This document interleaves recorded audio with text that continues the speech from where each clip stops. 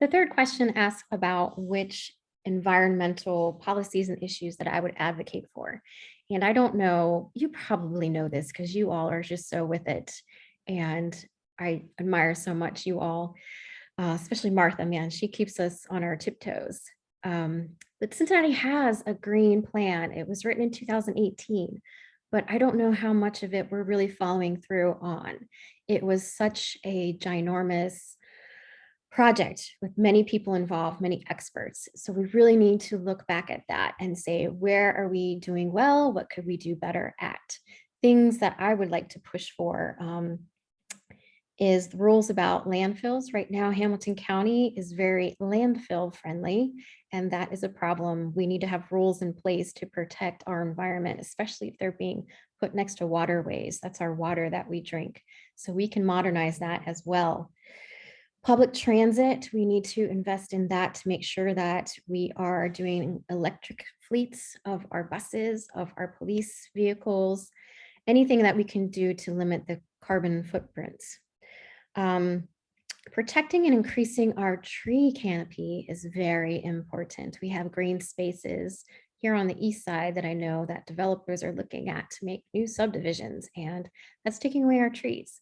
And I know that all across the city, that's an issue. We've got to keep down these heat islands. Another thing we can do is look at our rooftops.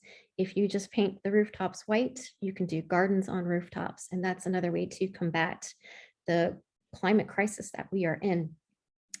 Making buildings efficient. So again, with our tax abatement system, as we make that uniform and standardized, including ways that builders use to make buildings more efficient, include that if they want to get tax abatements from our city.